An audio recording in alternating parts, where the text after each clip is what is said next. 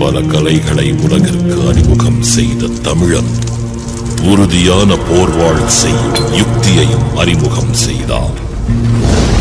அஸ்ஸலாமு அலைக்கும் வாஃபிக் பாய். வலைக்கும் அஸ்ஸலாம் வரஹ்மத்துல்லாஹி வபரகாத்துஹு. சொல்லுங்கம்மா பாய், நல்லா இருக்கீங்களா? இருக்கேன், அல்ஹம்துலில்லாஹ். என்ன சரி, இன்னைக்கு பிஜேபியினுடைய பிடிஎம் சீமான் அவர்களுக்கு கொலை மிரட்டல் வந்திருக்கிறதா ஒரு தகவல் வந்திருக்குது. அது யார் செஞ்சிருப்பாங்க? கொலை மிரட்டல் சாதிய ரீதியான மிரட்டலா இல்லை வேற ஏதோனும் கட்சிகளினுடைய தூண்டுதலாக இருக்குமா? சாதிய ரீதியான மிரட்டல் தான். அது இலங்கை தாய்மொழியாகப்பட்ட மக்கள் சில விஷயங்களாக பேசுகிறாங்க. ஏதாவது ஒரு சின்ன கைப்பிடி பசங்க யாராவது பேசியிருப்பாங்க. இல்லை, ஈரோடு இடைத்தேர்தலில் இதே மாதிரி தான் அவர் அருந்ததிய மக்கள் யாரையுமே தவறாக பேசல. அவர் எந்த சமூகத்து மக்களையுமே யாரையுமே தவறாக பேச மாட்டார். அது அவருடைய அடிப்படை குணம். ஆனாலும் ஈரோடு கிழக்கில் அருந்ததிய மக்களுக்கு எதிராக பேசிட்டாருன்னு சொல்லிட்டு ஒரு தூண்டப்பட்டுச்சு. அதே மாதிரி ஒரு தூண்டுதலினுடைய அடிப்படையில் இது மாதிரியான கொலை மிரட்டல்கள், இது ஒன்றும் முதல் கொலை மிரட்டல் இல்லை. ஆமாம், இது கிட்டத்தட்ட அவருக்கு 10-15 இருக்கும். இல்லை, அது திமுகவுடைய பின்புலம் இல்லாமல் இருக்க வாய்ப்பு இல்லை. அது எந்த ஒரு அண்ணனை எதிர்த்து நிற்கிற எந்த ஒரு சிந்தனையாளராக இருந்தாலும், எந்த ஒரு சிந்தனையாக இருந்தாலும் அதுக்கு முன்னாடி திமுக இருக்கும். இது ஒரு தெலுங்கு சம்மந்தப்பட்ட தாய்மொழியாக கொண்ட ஒரு பிள்ளையாரோ போட்டுறதா சொல்லி செய்தி நான் பார்த்தேன். உண்மையான கண்டனத்துக்குரியது. ஒரு சமுதாய பாகுபாடின்றி, மத பாகுபாடின்றி அரசியல், தமிழ் தேசிய அரசியல் செய்யக்கூடிய அண்ணன். இப்போ இதை முதலமைச்சர் அவர்கள் கண்டனம் தெரிவிச்சிருக்காங்களா இந்த மாதிரியான ஒரு இதை? இல்லை சட்டம் ஒழுங்கு ஏற்கனவே சீர்குலைஞ்சிருக்கிற மாதிரி அதில் இது ஒன்றா ஆயிருமா? இல்லை, திமுகனாலே சட்டம் ஒழுங்கு சீர்கேடுனாலே திமுக தானே. கடந்த காலங்களில் நீங்கள் பார்த்தீங்கன்னால அதிமுக பிரிவுகள்லாம் அமைதிக்குள்ளாக இருக்கும். ஆனால் உண்மையாலுமே இந்த 25 வரைக்கும் திமுகவுடைய ஆட்சி 21 இருந்து 25 வரைக்கும் உள்ள காலகட்டத்தில் நிறைய மக்களுக்கு அதிருப்தி வந்துருச்சு. திமுகவை ஆதரிக்கக்கூடிய இஸ்லாமியர்கள்லேயே நிறைய என்ன பேசுகிறாங்க? விலைவாசி உயர்வு, என்ன சட்டம் ஒழுங்கு பிரச்சனை, அது மாதிரியான இந்த இஸ்லாமியர்களுக்கான அங்கீகார பிரச்சனை, பதவி உயர்வுகளில் எதுவுமே எந்த அங்கீகாரம் இல்லை, வக்ஃபு திருத்த சட்டம், இது மாதிரியான பிரச்சனைகள்லாம் நிறையா சந்திக்கவும் இஸ்லாமிய சமூகமே இந்த திமுக மேலே ஒரு அதிருப்தியில் தான் இருக்குது. இது என்ன இதுக்கு என்ன காரணம் நினைக்கிறீங்க அப்படின்னு கேட்டால், ஒரு தகுதி வாய்ந்த தலைமை இல்லாதது தான் காரணம். அதாவது ஒரு ஒரு தகப்பனார் முதலமைச்சராக இருந்தார், அவர் மறைவுக்கு பின்னாடி மகன் முதலமைச்சர் ஆனார்னா இப்போ தான் இருக்கும். அப்படிதான் உங்களுக்கு அது அடிப்படையில் இருந்தே கட்சியில் இருந்தாருன்னு பேசுவாங்க. திமுக காரங்களாம் பேசுனீங்கன்னா பல காலமாக கட்சியில் இருந்த ஒரு சின்ன வயசுல இருந்தே இருந்தார். இருந்து என்ன பண்ணார்? திராவிடம்னா என்னங்கிறத 10 நிமிஷம் அவரால் பேசுது.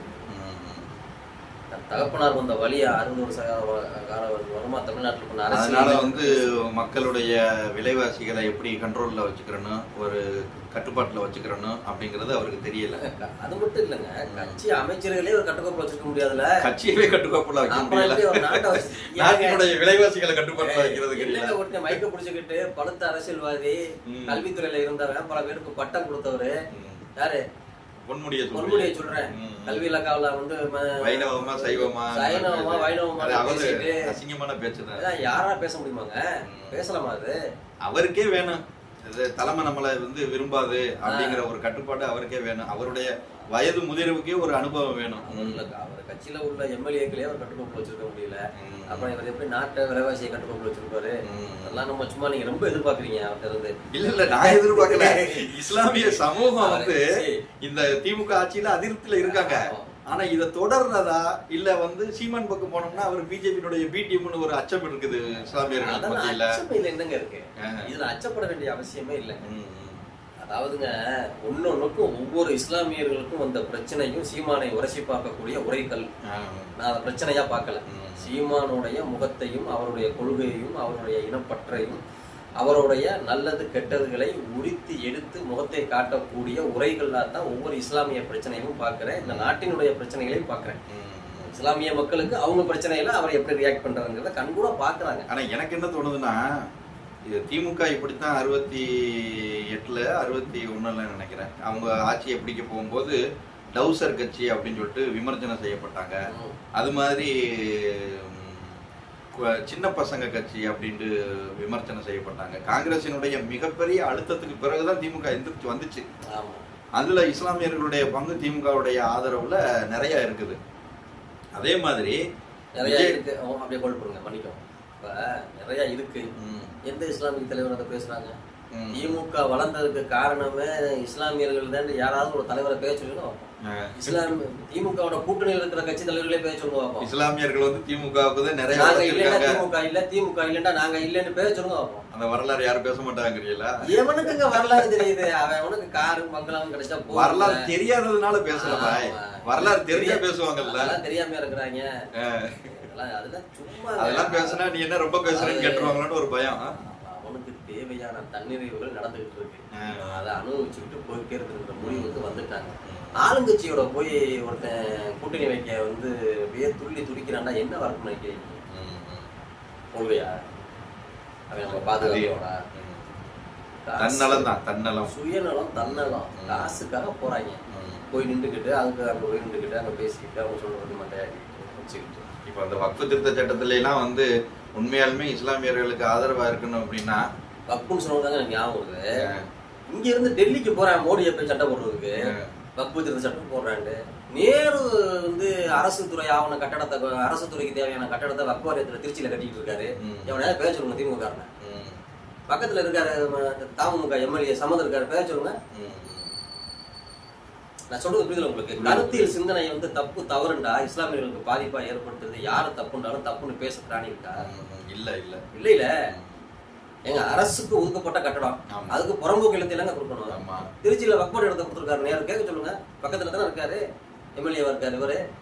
ஒரு ஒன்றிய அரசு என்ன நினைக்குதுன்னா, எத்தனை நாளைக்கு மாநில அரசே வக்ஃபு சொத்துக்களை ஆட்டையை போடுங்க, யார் ஆட்டையை எங்களுக்கு ஒரு தடவை வாய்ப்பு கொடுங்க அப்படின்னாரு. யாரு ஆட்டையை போடுறவங்களும் தான் இப்ப இங்க பிரச்சனையே தவிர. ஒரு சில பேர் சொல்றாங்க வக்ஃபு திருத்த சட்டத்துக்கு எல்லாம் அங்க ஆதரவு கையெழுத்து போட்டிருக்காங்க. சில பேர் வந்து கையெழுத்து ஆதரவு தீர்மானம் கொடுக்காம எதிர்ப்பும் தெரிவிக்காம வெளியேறிட்டாங்க. அண்ணே வந்து அந்த சம்பவம் நடந்த ஒரு வாரத்தை ஒரு அடுத்த நாள்லயே பேட்டியில கேட்டாப்லையே ஓட்டுகள் பதிவாயிருக்கு. மிச்சிருந்த ஓட்டுகள் என்ன இருக்கு? வெள்ளரிக்கை இருக்கணும்ல, யார் யார் ஆதரவு. நவாஸ்கனி அவர்கள்லாம் பதவியவே ராஜினாமா செஞ்சிருந்தா இஸ்லாமிய சமூகம் ரொம்ப மகிழ்ச்சி அடைஞ்சிருக்கும். அவர் எப்படி செய்வாரு? அவர் நவாஸ்கனி எம்பியா வாழ்ந்துட்டார்ல, இப்ப செய்ய மாட்டாரா? அது எப்படி செய்வாரு? இஸ்லாமிய உணர்வுனாலே இஸ்லாமியர்களுக்கான பிரச்சனை இந்த வக்ஃபு திருத்த சட்டம் நடைமுறைக்கு வந்துச்சுன்னா நான் இஸ்லாமியர்களுக்காக நிக்கிறவன், இந்த பதவியை விட எனக்கு மக்கள் தான் முக்கியம்னு அவருக்கு நினைப்பு வராதா? அது வராதுங்க. அதாவது அந்த ஆளுங்கட்சியினுடைய அந்த கட்டமைப்புக்குள்ள புழங்கிட்டு இருந்துட்டு அந்த கௌரவத்தோட வாழ்ந்துட்டு அதைத்தான் மக்கள் இதை எப்படி உணர்வாங்க? இந்த வக்ஃபு திருத்த சட்டத்தினுடைய விஷயத்துல இஸ்லாமிய மக்கள் வந்து திமுகவை வந்து உண்மைன்னு நம்புறாங்களா, அல்லது இஸ்லாமிய வேட்பாளர் நவாஸ்கனி அவர்களுடைய செயல்பாடுகளை உண்மைன்னு நம்புறாங்களா, இல்லை இந்த இஸ்லாமிய இயக்கங்களினுடைய தலைமைகள்லாம் ஒரு நல்ல அரசியலை நோக்கி தான் போகுது வக்ஃபு திருத்த சட்டத்துல அப்படின்னு நம்புறாங்களா? இப்போ நவாஸ்கனி வந்து ஒரு இஸ்லாமியனா அதுக்கு எதிர்ப்பு தெரிவிக்கலாம். அவருடைய கட்சி காங்கிரஸ் நிலைப்பாடு என்ன? நவாஸ்கனி ஒருத்தர் பேசினா போதுமா? ஒரு காங்கிரஸ் கட்சியை சேர்ந்தவர், முஸ்லீம் லீக்கை சேர்ந்தவர். முஸ்லீம் லீக்குள்ளேயே தேசிய முஸ்லீம் லீக்கு 2 பிரிவு இருக்கு. அதுல ஒரு தலைவர் பேசுறாரு, இதை வந்து நாங்க வரவேற்கிறோம், பிஜேபி கொண்டு வந்திருக்கிற அந்த நிகழ்வு நாங்க வரவேற்கிறோம், எங்களுக்கு எவ்வளவோ துரோகம் பண்ணிட்டீங்க பிஜேபி, இதையாவது எங்களுக்கு சரியா பண்ணி கொடுங்கன்னு ஒருத்தர் பேசுறாரு. அவரும் இஸ்லாமிய தலைவர் தானா? நவாஸ்கனி எதிர்க்கிறாரு, அவரும் இஸ்லாமிய தலைவர் தானா? இஸ்லாமிய தலைவரா தான் இருக்காங்க. ஒரு கருத்துல இஸ்லாமிய அடையாளத்தோட இருக்காங்க, தலைவர்களா யாரும் இல்ல. இப்ப 2 பேர் 2 விதமான ஸ்டாண்ட் எடுக்கிறாங்க. அவன் ஒரே ஸ்டாண்ட் எடுத்துட்டான், அவ்வளவுதான் முடிஞ்சு வச்சு. இப்ப இதுல சீமானுடைய ஸ்டாண்டு அவர் வந்து வித்தியாசமா இருக்கு. அவர் எதிர்க்கிறார். தமிழ் தேசிய அரசு அமைஞ்சிருச்சு அப்படின்னா இது மாதிரியான சட்டங்கள்லாம் செல்லாது அப்படின்னு மம்தா மேயர் சொன்ன மாதிரியே. அதுதான் மண்ணின் மகனா மண்ணுக்கான அரசியல் எடுக்க ஒரு சமூகத்தை நேசிக்கிறதுக்கான அடையாளம், சமூகத்தினுடைய வரலாறு பின்புலம், அதனுடைய அடையாளங்கள், அதனுடைய வரலாறு, இதுகளை வந்து பாதுகாக்கிறது, வந்து அவங்களுடைய வழிபாட்டு முறை, வணக்க முறை, அவருடைய இறை பாதுகாக்கிறது, இதெல்லாம் தேவைதானாங்க. இப்ப 26ல வந்து சீமான் தனிச்சு நின்றா மக்களுடைய ஆதரவு பெருகுமா, இல்ல இந்த கூட்டணியோட இழுக்க பாக்குறாங்க, விஜயோட சேர்வாரா சீமான் அப்படின்னு ஒரு பேச்சு ஓடுது.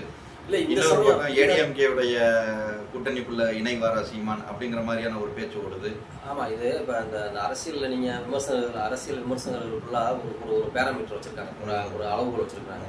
8% வாக்குகளை ஒரு கட்சி தாண்டிடுச்சுன்னு சொன்னா அது அந்த கட்சியை கொண்டு போய் ஆளுங்கட்சியில இருக்கிற மீடியா பர்சன்ஸ் இந்த அரசியல் விமர்சகர்கள் கொண்டு போய் அதுக்குள்ள கொண்டு போய் மடை மாதிரி தள்ளி விட்டுறோம், தற்கொலைக்கு மாதிரி தள்ளி விட்டுறோம் அப்படிங்கிற கட்டத்துல தான் விஜயகாந்த் அவரை அதே 8.something வாக்கில தான் அந்த வாக்கு சதவீதத்துல தான் அவரும் போய் என்ன செஞ்சாரு, கூட்டணியில போய் பாலம் பண்ணாரு.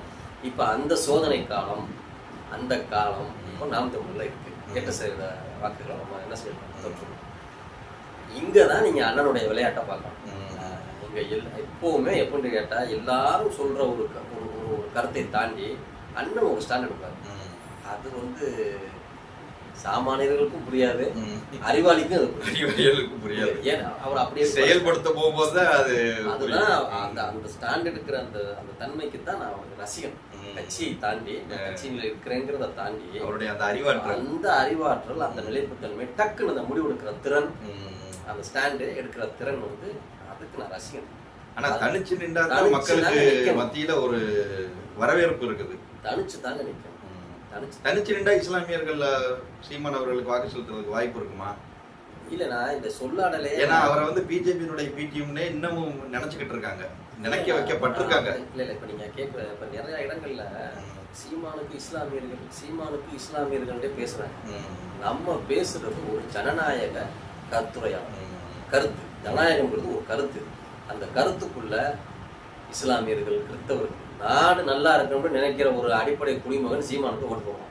சாமானியனுக்கு சீமான பிடிக்கும். தமிழன் கொடி பறக்கணும், தமிழ் தேசிய ஆட்சி மலரணும், இயற்கை வளம், கனிம வளம், காட்டு வளம், நீர் வளம், நிலவளம், மனித வளம் எல்லாம் போற்றப்படணும், பாதுகாப்பு ஏற்படும். மக்களுக்கு இலவசங்கள் தவிர்க்கப்பட்டு தன்மானத்தை கொண்டு வாழக்கூடிய, வருமானத்தை கொண்டு வாழக்கூடிய ஒரு நல்ல ஆரோக்கியமான வாழ்வு இந்த மக்களுக்கு அமைத்தரணும்னு நினைக்கிற ஒரு தமிழ்நாட்டு குடிமகன், அவர் இஸ்லாமியரோ கிறிஸ்தவரோ எந்த மதத்தை சார்ந்தவராக இருந்தாலும் வேற வழியே இல்லை, அவர் சீமானோட தான் கை கொடுக்கணும். ஏன்னா கருத்தியல் அந்த அரசியல் மக்களுக்கு வாழ்வியலை சரிபடுத்தும். 2000 மிக்சியா, கிரைண்டரா, டிவியா, ஃப்ரிட்ஜாங்கிறது நல்ல மேட்ரு. வாழ்க்கை அதை நோக்கி இந்த மக்கள் நகர்ந்தாங்கன்னா மீண்டும் இந்த விலைவாசி உயர்வு, இந்த மது பிரியர்களுடைய அட்டூழியங்கள் இதெல்லாம் இன்னும் தொடரத்தான் செய்யும். அதாவது அதான் சொல்றேன், தன்னுடைய வாழ்வு மேம்படணும், நம்மளுடைய மொழி மேம்படணும் அப்படின்ட்டு இந்த 2 கருத்தியலையும் நினைக்கிறவங்க நிச்சயமா தமிழ் தேசியவாதி தான். அவங்க நாம் தமிழர் கட்சியில இல்லாட்டியும் கூட அவங்க தமிழ் தேசியவாதி தான்.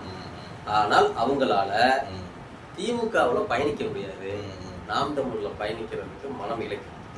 ஏன்னு கேட்டா அந்த சிந்தனை கட்சிகள், அந்த கட்சியினுடைய சிந்தனை அதை நிச்சயமா கற்றுப்பிடிக்கும். அப்படி உள்ள எந்த மதத்தை சார்ந்தவங்களா இருந்தாலும், எந்த ஜாதியை சார்ந்தவங்களா இருந்தாலும் நாம் தமிழர் ஆதரிக்கப்படும் தவிர.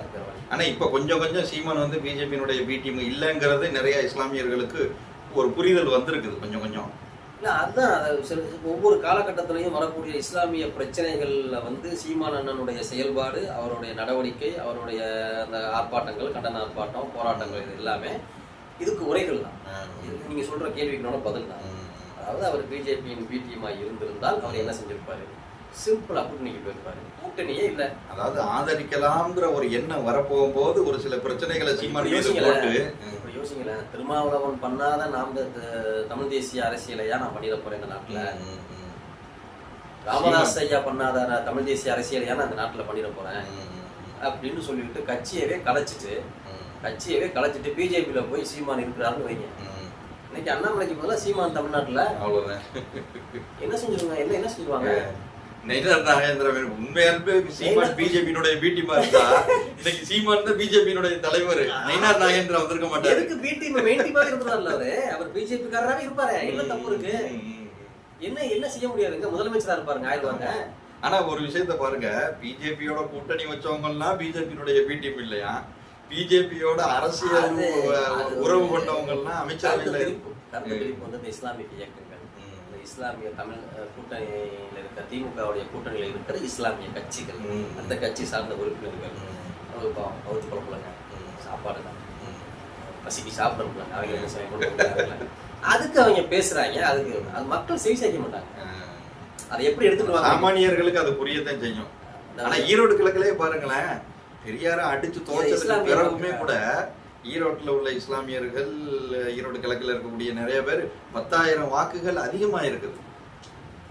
ஏங்க சும்மா முந்தைய வாக்கு சதவீதத்தை விட இந்த இப்ப மக்கள் வந்து சும்மா கூவுற கோழிக்கும் முட்டையிடுறதுக்கு கூவுற கோழிக்கும் வித்தியாசம் தெரியாம இருக்காங்க. மக்கள் என்ன படிப்பறிவு இல்லாதவங்க, என்ன விவரம் தெரியாம இருக்கிறாங்க. இந்த கட்டுறாங்க பாருங்க, அந்த இஸ்லாமிய கூட்டணி கட்சியில போய் திமுகவோட இருந்துகிட்டு திமுக அப்படியே அவரை பாதுகாப்பு கட்டுறாங்க பாருங்க. அதெல்லாம் இந்த இணையதளத்துல வருதுல இடியப்பம் காமெடி, அது மாதிரி அப்படியே கட்டி எங்கிட்டு வந்து எங்கிட்டு போன தெரியாம ஓடிப்பாங்க. அதெல்லாம் இல்லைங்க, மக்கள் எல்லாம் ரொம்ப தெளிவா இருக்கிறாங்க. அப்ப எப்படி வாழ்க்கை உயருது? சரி பாப்போம். இப்போ வந்து சீமான் மீது வந்து கொலை மிரட்டல் வந்திருக்குது. அந்த கொலை மிரட்டலுக்கு வந்து திமுக அரசு ஏதாவது நடவடிக்கை எடுக்குமா, சம்பந்தப்பட்டவங்களை கைது செய்யுமாங்கிறத பார்ப்போம். ஆமா.